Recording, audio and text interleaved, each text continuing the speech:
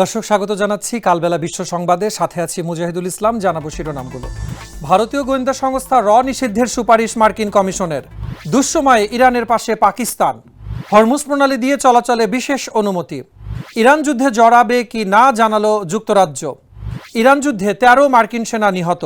মাঝ সমুদ্রে জ্বলছে মার্কিন রণতরী। শিরোনাম শুনছিলেন, এবারে বিস্তারিত। এবারে মার্কিন কমিশনের নিশানায় ভারতের প্রধান গোয়েন্দা সংস্থা র এবং হিন্দুত্ববাদী সংগঠন RSS। ভারতীয় ধর্মীয় স্বাধীনতা লঙ্ঘনের অভিযোগে সংস্থা দুটির উপরে নিষেধাজ্ঞা আরোপ সহ ভারতকে বিশেষ উদ্বেগের দেশ হিসেবে চিহ্নিত করার সুপারিশ করেছে যুক্তরাষ্ট্রের আন্তর্জাতিক ধর্মীয় স্বাধীনতা বিষয়ক কমিশন। তবে এই প্রতিবেদনকে পক্ষপাতদুষ্ট ও উদ্দেশ্য প্রণোদিত আখ্যা দিয়ে তীব্র প্রতিবাদ জানিয়েছে নয়াদিল্লি। এই নিয়ে বিস্তারিত তোফায়েল আহমেদের প্রতিবেদনে। ভারতে ধর্মীয় স্বাধীনতা চরমভাবে লঙ্ঘিত হচ্ছে এমন অভিযোগ তুলে দেশটির প্রধান গোয়েন্দা সংস্থা র এবং কট্টর হিন্দুত্ববাদী সংগঠন RSS এর ওপর কঠোর নিষেধাজ্ঞা আরোপের সুপারিশ করেছে যুক্তরাষ্ট্রের একটি সরকারি কমিশন। ভারতীয় সংবাদ সংস্থা NDTVর বরাতে জানা গেছে, মার্কিন আন্তর্জাতিক ধর্মীয় স্বাধীনতা বিষয়ক কমিশন তাদের 2026 সালের বার্ষিক প্রতিবেদনে মার্কিন সরকারের কাছে এই জোরালো প্রস্তাব রেখেছে। একই সাথে ভারতের ধর্মীয় স্বাধীনতার ক্ষেত্রে একটি বিশেষ উদ্বেগের দেশ হিসেবে চিহ্নিত করার আহ্বানও জানানো হয়েছে। কমিশনের প্রতিবেদনে দাবি করা হয়েছে, ভারতে ধর্মীয় সংখ্যালঘুদের ওপর পরিকল্পিত দমন পীড়ন চলছে এবং বিভিন্ন রাজ্যে ধর্ম বিষয়ক কঠোর আইন প্রণয়ন করা হচ্ছে। এর শাস্তি হিসেবে র এবং RSS এর মতো সংস্থাগুলোর সম্পদ বাজেয়াপ্ত করা এবং তাদের সাথে যুক্ত ব্যক্তিদের যুক্তরাষ্ট্রের প্রবেশে নিষেধাজ্ঞা দেওয়ার সুপারিশ করা হয়েছে। পাশাপাশি ভারতের সাথে ভবিষ্যতের মার্কিন বাণিজ্য ও নিরাপত্তা সহায়তা চুক্তিগুলোকে ধর্মীয় স্বাধীনতার উন্নতির শর্তে বেঁধে দেওয়ার প্রস্তাবও দেয়া হয়েছে। তবে যুক্তরাষ্ট্রের এই প্রতিবেদনটি তাৎক্ষণিকভাবে প্রত্যাখ্যান করেছে ভারতের পররাষ্ট্র মন্ত্রণালয়ের মুখপাত্র রণবীর জয়সওয়াল এই প্রতিবেদনটিকে সম্পূর্ণ পক্ষপাতদুষ্ট, উদ্দেশ্যপ্রণোদিত এবং বিকৃত বলে আখ্যা দিয়েছেন। তিনি কড়া সমালোচনা করে বলেন, ভারতের বিরুদ্ধে ভিত্তিহীন অভিযোগ তোলার আগে মার্কিন কমিশনের উচিত খোদ যুক্তরাষ্ট্রে হিন্দু মন্দিরে ভাঙচুর এবং প্রবাসী ভারতীয়দের ওপর ক্রমবর্ধমান হামলার ঘটনাগুলোর দিকে নজর দেয়া। মধ্যপ্রাচ্যের উত্তপ্ত পরিস্থিতির মাঝেই তেহরানের পাশে দাঁড়িয়েছে প্রতিবেশী পাকিস্তান। মার্কিন ও ইসরায়েল আগ্রাসনের মুখে ইরানের প্রতি সংহতি জানানোয় ইসলামাবাদকে আন্তরিক ধন্যবাদ জানিয়েছে তেহরান। সৌদি আরব ও কাতারের মতো মুসলিম দেশগুলোর সঙ্গে ইরানের বর্তমান শীতল সম্পর্কের বিপরীতে পাকিস্তানের এই অবস্থানকে বেশ গুরুত্বের সাথে দেখছেন বিশ্লেষকরা। আঞ্চলিক রাজনীতিতে তেহরান ইসলামাবাদ এই সুসম্পর্কের বার্তা নতুন কোনো সমীকরণের ইঙ্গিত দিচ্ছে কি না তা নিয়ে চলছে আলোচনা। এই নিয়ে বিস্তারিত নাইম ইসলামের প্রতিবেদনে। অবশেষে ইরানের দুঃসময়ে পাশে দাঁড়িয়েছে পাকিস্তান। চলমান যুদ্ধে যুক্তরাষ্ট্র ও ইসরায়েলের বিরুদ্ধে দৃঢ় অবস্থান নেওয়ায় পাকিস্তানকে আন্তরিকভাবে ধন্যবাদ জানিয়েছেন ইরানের পররাষ্ট্রমন্ত্রী আব্বাস আরাকচি। সোমবার ইরানের পররাষ্ট্রমন্ত্রী সামাজিক যোগাযোগ মাধ্যম X-এ পোস্ট করে বলেন, মার্কিন ইসরায়েলি হামলার মুখে ইরানি জনগণের প্রতি সংহতি ও দৃঢ় সমর্থন দেওয়ার জন্য পাকিস্তানের সরকার ও জনগণকে আন্তরিকভাবে ধন্যবাদ জানাচ্ছি। ইরানের সঙ্গে প্রতিবেশী দেশগুলোর সম্পর্ক এখন উত্তপ্ত। বিশেষ করে উপসাগরীয় বেশিরভাগ দেশে মার্কিন ঘাঁটি থাকায় ইরান প্রতিনিয়ত ঘাঁটিগুলোকে লক্ষ্য করে হামলা চালাচ্ছে। ফলে সৌদি আরব, কাতারের মতো মুসলিম দেশগুলোর সঙ্গে ইরানের সম্পর্কে তিক্ততা দেখা দিয়েছে। এদিকে পাকিস্তানের সঙ্গে যুক্তরাষ্ট্র এবং সৌদি আরবের উষ্ণ সম্পর্ক রয়েছে।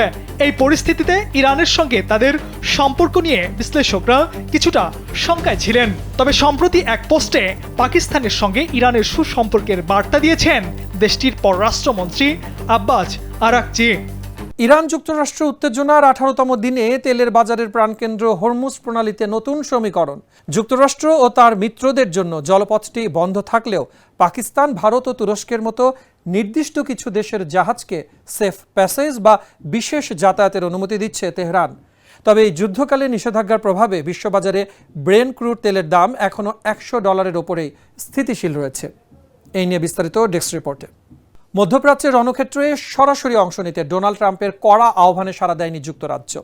ব্রিটিশ প্রধানমন্ত্রী কিয়ার স্টারমার সাফ জানিয়ে দিয়েছেন, আপাতত বড় কোনো যুদ্ধে জড়ানোর পরিকল্পনা নেই লন্ডনের। ট্রাম্পের প্রচ্ছন্ন হুমকির মুখেও নিজের অবস্থান অনড় থেকে স্টারমার বলেন, সংঘাত নয়, বরং নাগরিকদের নিরাপত্তা নিশ্চিত করা এবং কূটনৈতিক পন্থায় শান্তি ফেরানোই এখন ব্রিটিশ সরকারের মূল অগ্রাধিকার। এই নিয়ে তোফায়েল আহমেদের আরও একটি রিপোর্ট। মধ্যপ্রাচ্যে চলমান অশান্ত পরিস্থিতিতে নিজের অবস্থান পরিষ্কার করলেন ব্রিটিশ প্রধানমন্ত্রী কেয়ার স্টারমার। উত্তপ্ত এই পরিস্থিতিতে কোনোভাবেই বড় কোনো যুদ্ধে জড়াতে চায় না যুক্তরাজ্য। সোমবার এক বিশেষ বক্তব্যে স্টারমার এই বার্তা দিয়েছেন। ব্রিটিশ প্রধানমন্ত্রী স্টারমার জানান, এই মুহূর্তে লন্ডনের প্রধান লক্ষ্য যুদ্ধ নয়, বরং মধ্যপ্রাচ্যে থাকা ব্রিটিশ নাগরিকদের নিরাপদে রাখাই তাদের প্রথম অগ্রাধিকার। তিনি স্পষ্টভাবে জানিয়ে দিয়েছেন, ব্রিটেন পরিস্থিতির ওপর নজর রাখছে, কিন্তু সংঘাত বাড়ানোর কোনো ইচ্ছা তাদের নেই। সম্প্রতি যুক্তরাষ্ট্রের প্রেসিডেন্ট ডোনাল্ড ট্রাম্প মধ্যপ্রাচ্যের যুদ্ধে মিত্র দেশগুলোর সক্রিয় অংশগ্রহণ দাবি করেন। ট্রাম্প সতর্ক করে বলেন, সামরিক সহায়তা না দিলে ন্যাটোর ভবিষ্যৎ ঝুঁকির মুখে পড়বে। কিন্তু ট্রাম্পের এই প্রচ্ছন্ন হুমকির মুখেও নিজের অবস্থানে অনড় রয়েছেন স্টারমার। স্টারমার বলেন, দেশ ও মিত্রদের রক্ষায় ব্রিটেন সবসময় প্রস্তুত, তবে এর মানে এই নয় যে তারা আগ বাড়িয়ে কোনো যুদ্ধে নামবে। যুদ্ধের বদলে কূটনৈতিক আলোচনার মাধ্যমেই মধ্যপ্রাচ্যে শান্তি ফেরাতে চায় লন্ডন। সহজ কথায়, ব্রিটেন এখন রক্তক্ষয়ী সংঘাতের চেয়ে শান্তি ও স্থিতিশীলতাকে বেশি গুরুত্ব দিচ্ছে। স্টারমারের এই সাহসী সিদ্ধান্ত এখন বিশ্বজুড়ে আলোচনার কেন্দ্রবিন্দু। ইরান যুক্তরাষ্ট্র সরাসরি সংঘাতের 16তম দিনে এবারে বড় ধরনের প্রাণহানির শিকার হয়েছে মার্কিন বাহিনী। তেহরানের ড্রোন হামলায় নিহত হয়েছেন অন্তত 13 মার্কিন সেনা। এছাড়া আহত 2 শতাধিক সেনার মধ্যে 10 জনের অবস্থা আশঙ্কাজনক বলে জানিয়েছে মার্কিন সেন্ট্রাল কমান্ড। 14টি দেশে ছড়িয়ে পড়া এই রক্তক্ষয়ী যুদ্ধে ইরানের একমুখী ড্রোনগুলোই এখন মার্কিন বাহিনীর জন্য বড় চ্যালেঞ্জ হয়ে দাঁড়িয়েছে। এই নিয়ে বিস্তারিত ডেস্ক রিপোর্টে।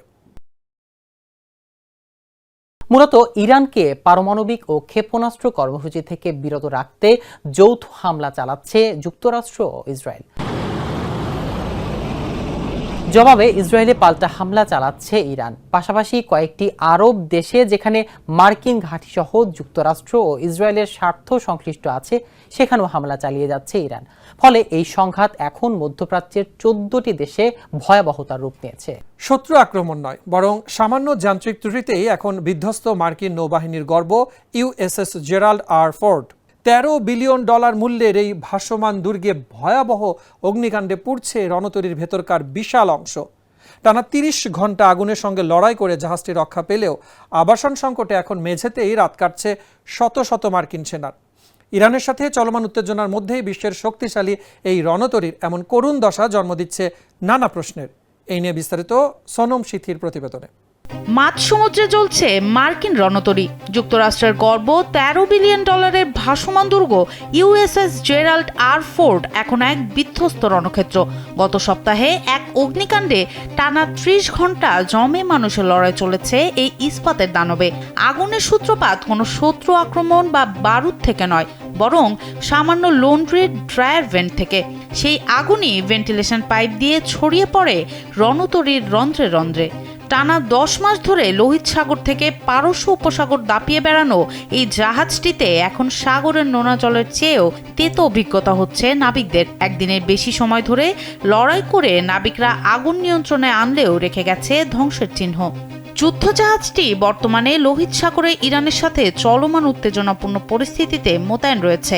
সেন্ট্রাল কমান্ডের দাবি অনুযায়ী জাহাজের ইঞ্জিন বা যুদ্ধ সক্ষমতা অক্ষুণ্ণ থাকলেও ভেতরের চিত্রটা বেশ করুণ। আগুনের ধোঁয়ায় অনেক নাবিক অসুস্থ হয়ে পড়েছেন আর থাকার জায়গা হারিয়েছেন অন্তত 600 জন। বিশ্বের সবচেয়ে শক্তিশালী এই জাহাজের মেঝে বা টেবিলের ওপর এখন রাত কাটছে শত শত সেনার। দীর্ঘ মোতায়েনের ক্লান্তি আর এই অগ্নিকাণ্ড মিলে 4500 ক্রোড় জীবন এখন চরম অস্বস্তিকর হয়ে উঠেছে।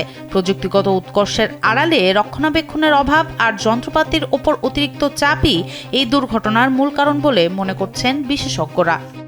দর্শক, এই ছিল আজকের আন্তর্জাতিক সংবাদে। ধন্যবাদ এতক্ষণ সাথে থাকার জন্য।